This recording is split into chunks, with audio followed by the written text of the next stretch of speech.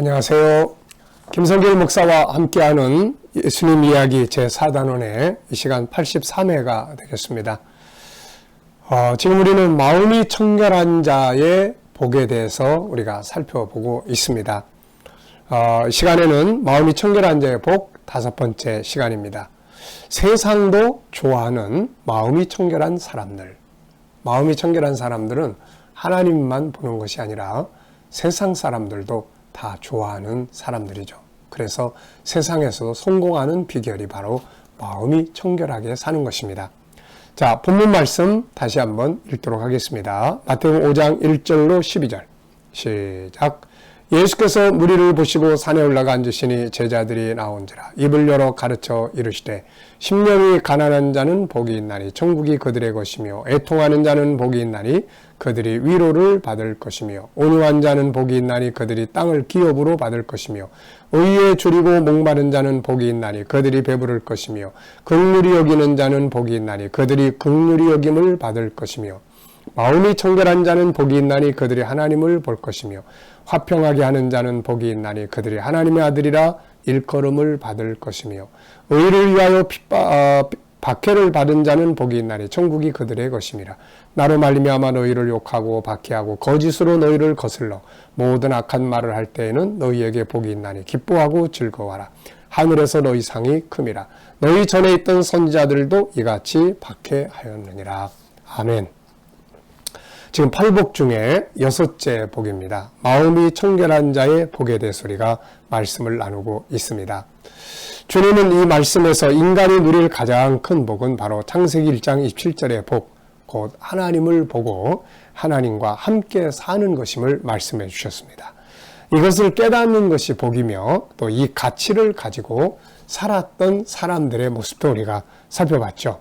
그리고 이 복을 누리기 위해 필요한 것이 청결하게 되는 것이라는 것, 그리고 이 청결을 위해서 필요한 것들이 무엇인지 이런 것들을 우리가 지금까지 살펴보면서 청결함으로 성공했던 성경의 인물들도 우리가 살펴봤습니다. 자, 이 시간에는 청결한 사람은 세상에서도 다 좋아한다.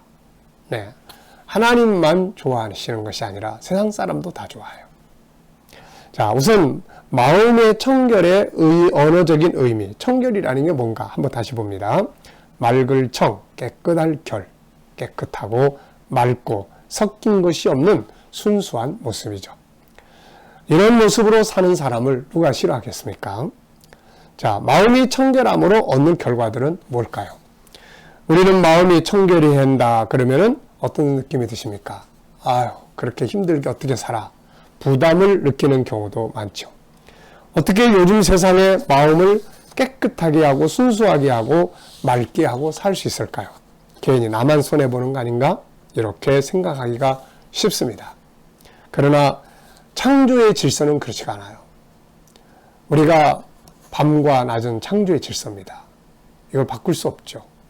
해가 뜨고 지는 것, 이걸 누가 바꿀 수가 있겠습니까? 이런 걸 창조의 질서라고 합니다.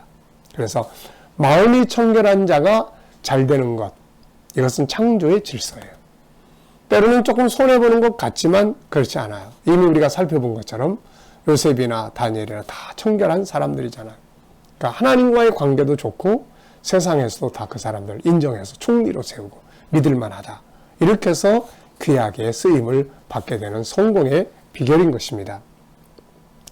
마음이 청결한 자가 잘 되는 거고 마음이 청결한 자가 성공하는 것, 이게 창조의 질서입니다. 이거는 바꿔줄 수가 없는 거예요. 그래서 마음이 청결한 자들이 손해보는 게 아니라 나중에 가보면 얻는 것이 아주 많습니다. 그래서 마음을 청결하게 해야 돼. 아, 부담스러워. 난 그렇게 살기 힘들어. 손해보는 거 아니야? 이런 생각 다 버리고 마음이 청결해야 된다. 아, 행복의 비결, 성공의 비결이야. 하나님께 은혜 받는 비결이고 직장에서 또 비즈니스 사업의 현장에서 잘 되는 비결이야. 이렇게 생각을 하시기 바랍니다. 자, 우리가 청결함으로 얻는 결과들이 몇 가지가 있습니다. 우선 첫째는 본질이 빛을 발합니다. 마음속에는 하나님이 처음에 창조하신 인간의 본성이 들어있죠.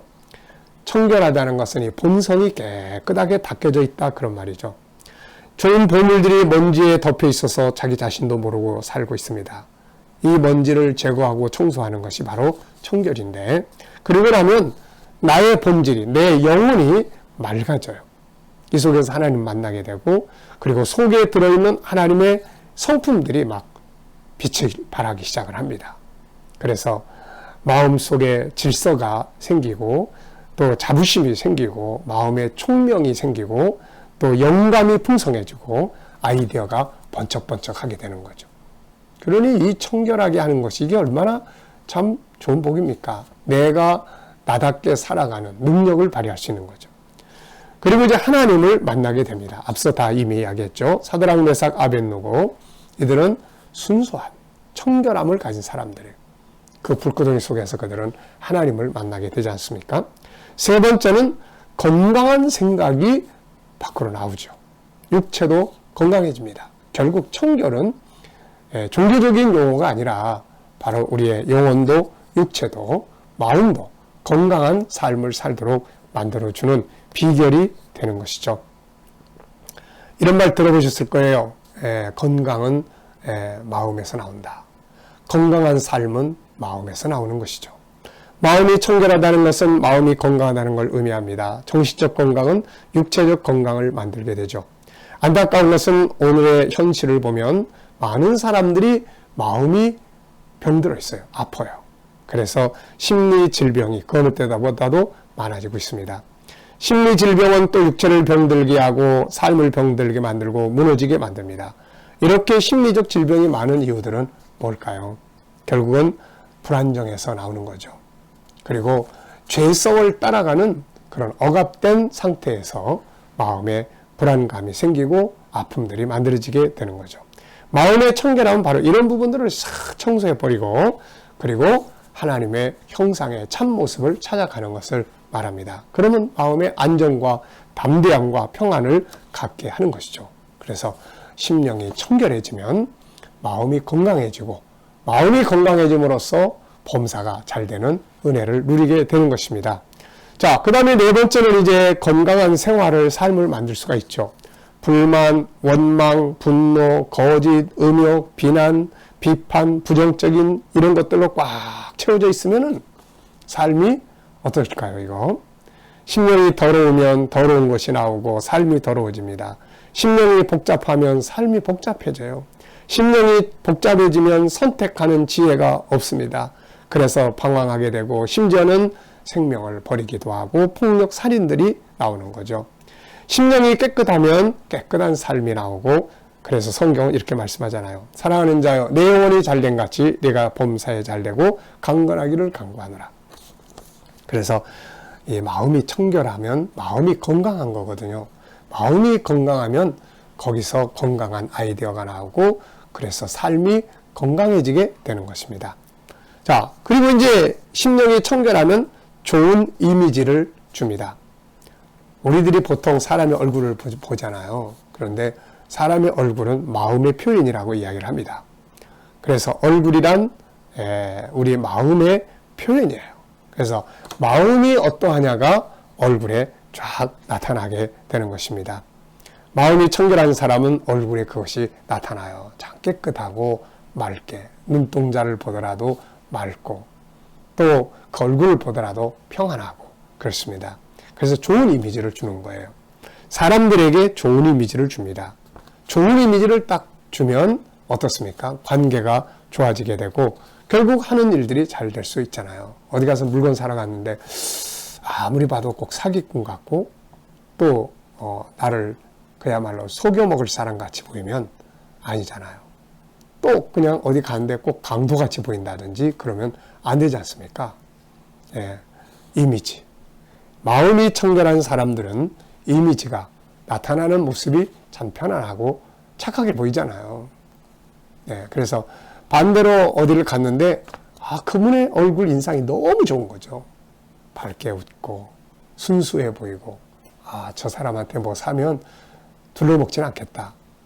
그래서 물건도 사게 되고 다 그러잖아요. 그러니까 좋은 이미지를 주는 거.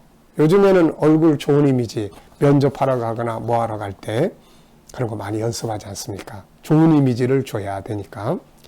자, 여섯 번째는 이제 사람들에게 신뢰를 얻게 돼요. 마음이 깨끗하고 맑고 순수한 사람들은 진실하고 순수하고 부지런하고 정직한 모습으로 나타나게 됩니다. 마음이 순수한데 깨끗한데 나쁜 짓 못하죠. 사람 못 속이죠.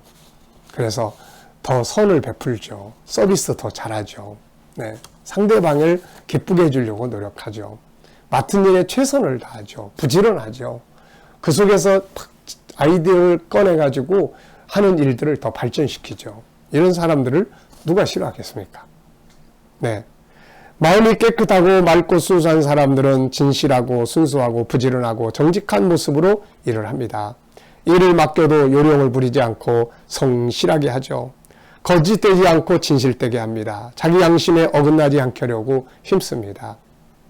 어떤 사람들은 이런 사람들을 세상이 싫어하겠습니까?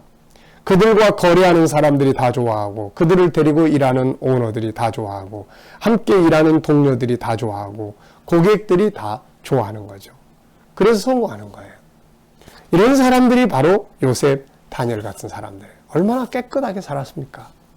네, 자기들을 더럽히지 않게 하려고 뜻을 정하고 마음을 정하고 어떤 일을 맡기면 자기들의 양심에 걸리지 않기 위해서 최선을 다하고 더 잘해서 주인을 기쁘게 하려고 생각하고 기도하고 아이디어와 창의력들이 뛰어나게 되고 그러니까 막 그 주인이 그 사람을 총무로 삼고 왕은 그런 사람을 막 총리로 삼고 그러면서 데리고 일하고 싶어 하게 되는 거죠. 그래서 참 우리가 이 팔복은 하나는 본질이에요. 하나님께로 돌아가고 또 하나는 나를 회복하는 거예요. 그래서 나답게 살면 그 다음에 하나님의 은혜와 복을 누리게 돼요. 이것이 바로 주님의 팔복의 원리입니다. 우리가 청결하다. 그러면 마음을 깨끗하게 해야 돼요. 그러면 양심대로 살아야 돼. 그러면은 막 부담스럽고 또 나만 손해보는 거 아니야? 아니에요. 이런 생각 다 버리고 이게 행복하게 사는 비결이고 잘 되는 비결이고 세상 사람들도 좋아하는 성공하는 비결이다. 이걸 우리가 꼭 기억해서 청결을 좋아하는 사람들이 되시고 또 청결을 만들어 갈 수 있는 청결의 사람들이 다 되시기 바랍니다. 이 시간 말씀 여기서 마치겠습니다. 감사합니다.